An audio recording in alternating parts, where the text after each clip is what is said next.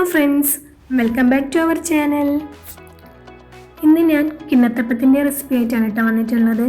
ഇതുണ്ടാക്കിയിട്ടുള്ളത് അങ്കലവാടിയിൽ നിന്ന് കിട്ടുന്ന അമൃതപ്പൊടി കൊണ്ടാണ് കേട്ടോ.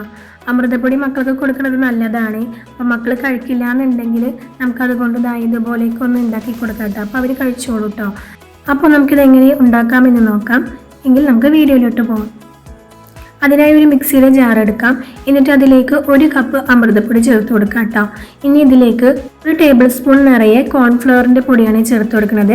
ഫ്ലേവറിന് വേണ്ടിയിട്ട് 2 ഏലക്ക കൂടി ചേർത്ത് കൊടുക്കാം. എന്നിട്ട് ഇതിലേക്ക് പാൽ ഒഴിച്ചിട്ട് നല്ലതായി ഇതുപോലൊരു ബാറ്ററാക്കി എടുക്കാം കേട്ടോ. ഇനി ഇതൊന്ന് അരിച്ചെടുക്കണം കേട്ടോ.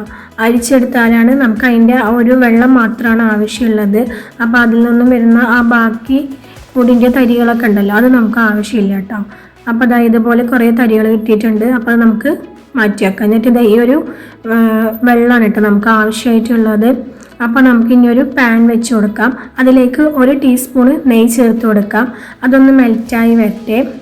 മെൽറ്റായി വന്നതിന് ശേഷം ഇതിലേക്ക് നമ്മൾ എടുത്ത് വെച്ചിട്ടുള്ള ആ ഒരു മിക്സ് ചേർത്ത് കൊടുക്കാം കേട്ടോ. എന്നിട്ട് നല്ല പോലെ ഒന്ന് ഇളക്കിയിട്ട് ഇതൊന്ന് കുറുകിച്ചെടുക്കണം കേട്ടോ. നല്ല പോലെ തന്നെ ഇളക്കി കൊടുക്കാം. ലോ ഫ്ലെയിമിലിട്ട് വേണം ഇതൊന്ന് കുറുകിച്ചെടുക്കാൻ കേട്ടോ. ഇനി ഇതിലേക്ക് ശർക്കര പാനി വേണം കേട്ടോ. അപ്പോൾ ഞാൻ ഒരു 2-3 ബെല്ലം ഇതുപോലെ ഒന്ന് ഉരുക്കിയെടുത്തതാണ് കേട്ടോ. അത് ഇതിലേക്ക് ചേർത്ത് കൊടുക്കാം. എന്നിട്ട് നല്ല പോലെ ഇതൊന്ന് വറ്റിച്ചെടുക്കാം കേട്ടോ. നല്ല പോലെ ഇളക്കിയിട്ട് കൈ വിടാതെ നമ്മൾ ഇളക്കിക്കൊണ്ടിരിക്കണം കേട്ടോ, അല്ലെങ്കിൽ അടി പിടിക്കുവേ. അപ്പോൾ നല്ല പോലെ ഒന്ന് ഇളക്കിയിട്ട് ഇതൊന്ന് കുറുകിച്ചെടുക്കാം. അപ്പോൾ ഒരു 10-15 മിനിറ്റിന് ശേഷം ഇതുപോലെ ഒന്ന് കുറുകി വരും. ഇതുപോലെ ചട്ടിയിൽ നിന്നും വിട്ട് കിട്ടുന്ന ഒരു പരിവായി കഴിഞ്ഞാൽ നമുക്ക് ഫ്ലെയിം ഓഫ് ചെയ്യാം കേട്ടോ. ഇത് സെറ്റ് ചെയ്യാനായിട്ട് ഇതുപോലെ ഒരു പാത്രം എടുത്തിട്ടുണ്ട് കേട്ടോ. ഞാൻ അതിലേക്ക് കുറച്ച് എള്ള് വിതറി കൊടുത്തിട്ടുണ്ട് കേട്ടോ, ഡെക്കറേഷന് വേണ്ടിയിട്ടാണ്.